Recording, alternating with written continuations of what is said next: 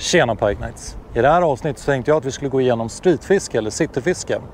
Vi kommer att prata om utrustning, vi kommer att prata om fiskarter och vi kommer att prata om lite olika metoder som jag använder mig av, bland annat. Till er som är nya till kanalen så lägger vi upp nya avsnitt varje måndag klockan 4. Så ni är varmt välkomna att prenumerera och sätta igång den där notifieringsknappen. För vi lägger även upp bonusavsnitt som roliga hugg, små tips om utrustning som till exempel dropshot, tackle och så vidare.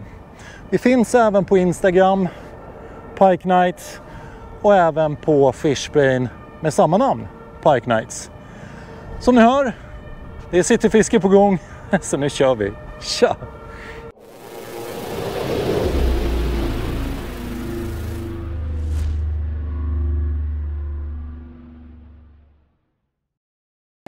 Nu är kanske du en medfödd skeptiker precis som jag när det gäller streetfiske. Jag var väldigt skeptisk och hade inte speciellt mycket hopp att fisket skulle vara speciellt bra när jag började den här videosatsningen. Men jag har verkligen blivit positivt överraskad på vägen. Väldigt mycket, precis som med allt annat fiske, handlar om att hitta platserna och hitta metoderna helt enkelt. Jag har filmat på en hel del platser här omkring, allt ifrån Långholmen och även borta vid Strömmen och så vidare. Och mängden fisk jag har sett när jag har stoppat ner kameran är helt otrolig faktiskt.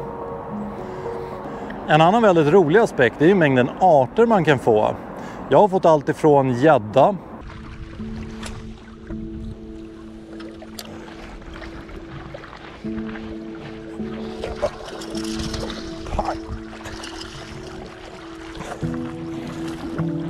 abborre,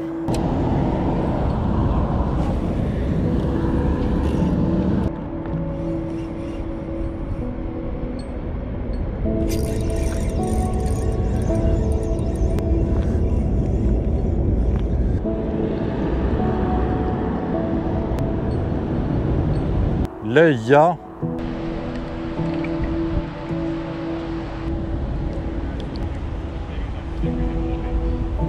mört, brax,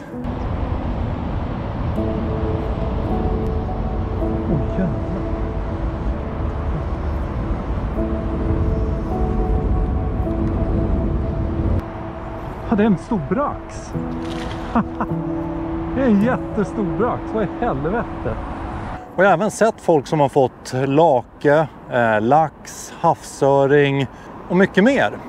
Så om du är skeptisk och tänker nej, streetfiske det är nog inget för mig för att det är nog rätt tråkigt fiske, då tycker jag du ska tänka om. Nu kör vi vidare.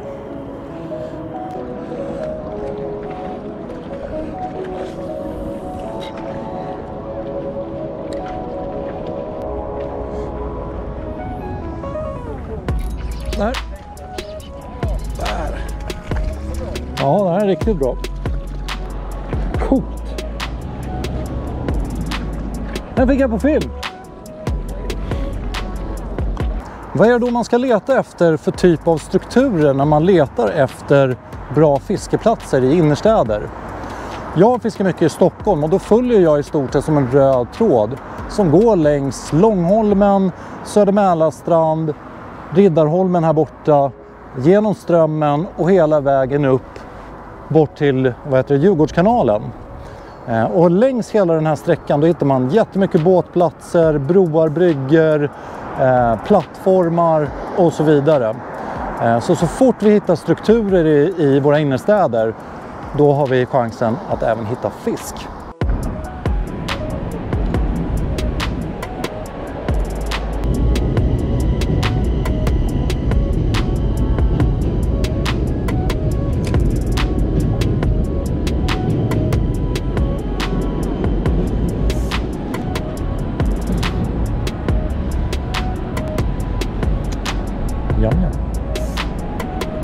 Runt de här strukturerna så strävar jag efter att fiska väldigt mycket vertikalt. Dropshot, som ni kommer höra, är ju en av mina favoritmetoder. Jättetack till Christian från Småland. Ni kan följa hans Instagram. En jätteduktig abborrfiskare som har hjälpt mig med mycket av de här tipsen. Och en av de sakerna är just det vertikala fisket eller dropshot-fisket som han visade mig. Och det handlar helt enkelt om att fiska väldigt nära de här kajplatserna, bryggorna, bropelarna och den typen av strukturer. Den andra grejen det är att fiska längs med saker. Det kan antingen vara en sida av en båt, en bro eller någonting liknande. Och då fiskar man längs hela dens linjen. Där hittar jag väldigt ofta fisk när jag fiskar i innerstad.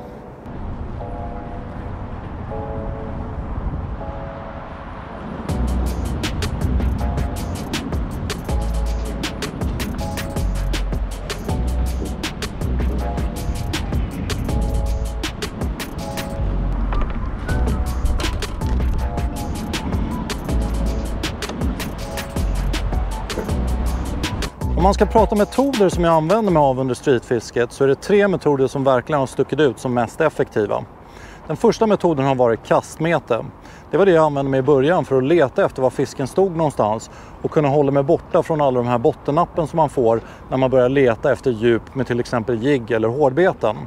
Så kastmete det är en superbra grej att börja med om man känner att man är osäker, vill ha någonting lätt och någonting som funkar och ger väldigt mycket fisk.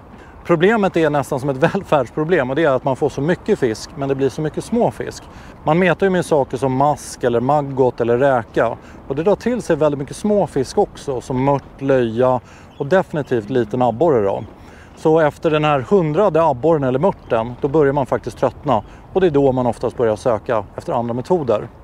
En av de metoderna är ju det klassiska jiggfisket. En superbra metod om det är så att man vill söka sig genom vattenmassorna. Genom att ha 10-15 grams jiggskalle så kan man ju bara låta jiggen sjunka och försöka hitta den här strike-zonen som fisken har just för dagen. Ibland så kan det ju vara så att fisken hugger högre upp i vattenmassan och ibland lägre och då är jiggfisket superbra. För allt man behöver göra det är att låta jiggen sjunka längre eller kortare och arbeta på det fiskedjupet och se vart fisken nappar som mest. Jag använder oftast jiggar i storleken 4-9 cm och en jiggskalle på någonstans 10-15 gram. Det har funkat superbra för mig. Den tredje metoden och den metod som jag använder mig mest av just nu är dropshotfiske.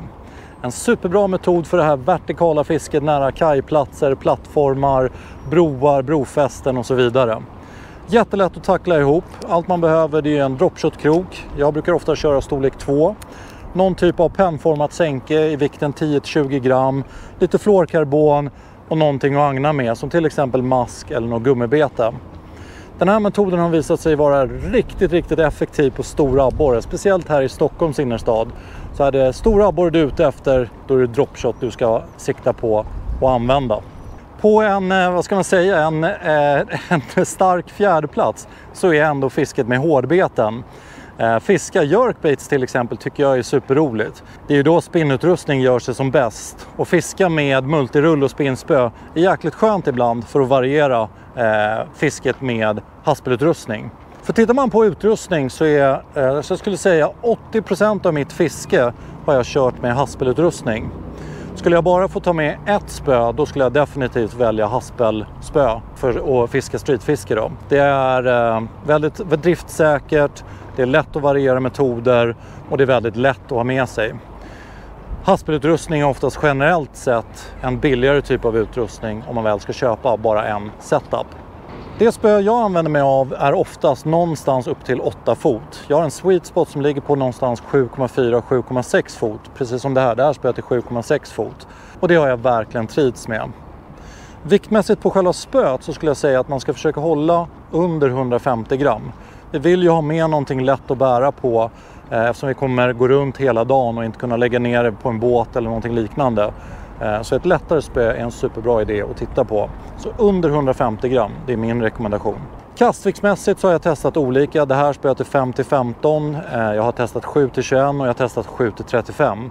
Så det här beror jättemycket på vad man själv föredrar. Vill man ha lite lättare, då kanske man ska ha ett som kastar lite lättare. Vill man ha ett som är mer allround, då kanske man ska leta upp mot 30 gram då. Rullen som jag använder är en klassisk hasperulle. Det behöver inte vara någonting fancy. Jag använder ofta storlek 2500 eller 3000. Det jag siktar på, det är samma sak här, det är vikt då. Så jag vill inte ha en för tung rulle. Någonstans under 250 gram så tycker jag att man hamnar rätt. Ibland så kan det ju vara så att man behöver jobba med lite mer kontroll eller med hårdbeten som till exempel jerkbaits. Och då är spinnutrustning en riktigt bra idé att använda. Jag kör ett 7,2 fot långt spö som har en kastvikt på 10-30 gram. Och på den så har jag en multirulle i storlek 151. Ha gärna en multirulle som har hög utväxling eftersom man oftast fiskar med jerkbaits, crankbaits och så vidare. När man kör i alla fall efter abborre. Och då är det riktigt bra att ha lite högre utväxling på sin multirulle. Ja, vad skulle vi säga att fördelarna med streetfiske är då? Jag har 3 klara fördelar som jag tycker gör streetfiske till någonting som man klart borde testa på i alla fall. Och en av de sakerna är ju närheten. Bara promenera ner och komma till någonting sånt här och dra lite fisk oavsett storlek tycker jag är skitmysigt. En annan fördel det är såklart miljön när man står och fiskar i. Det är en väldigt, väldigt speciell typ av natur om man skulle kalla det. Med byggnader som ni ser i bakgrunden här med Riddarholmen, Stadshuset, slottet, hela vägen runt Strandvägen, Kungsträdgården och så vidare. Har ju en jäkligt spännande miljö att stå och fiska i. Även att stå i lite av en så här betongdjungel under bropelare och den typen av saker tycker jag är riktigt spännande. Så det var kul om vi drog en fisk här också. Den tredje fördelen, i alla fall här i Stockholms innerstad, det är ju att fisket är gratis med ett handredskap. Och det tycker jag är riktigt roligt och en riktigt klar fördel. Så tack Stockholms stad för det! Jättetack för att du har följt med och tittat på det här avsnittet om streetfiske här på Pike Nights YouTube-kanal. Är det så att du gillar det vi gör så får ni jättegärna prenumerera och klicka på den där notifieringsknappen. Vi lägger upp nya avsnitt varje måndag klockan 4 och vi finns även på Instagram, Pike Nights och även på Fishbrain. Som alltid, ta hand om er, ta hand om fisken, så ses vi. Tja!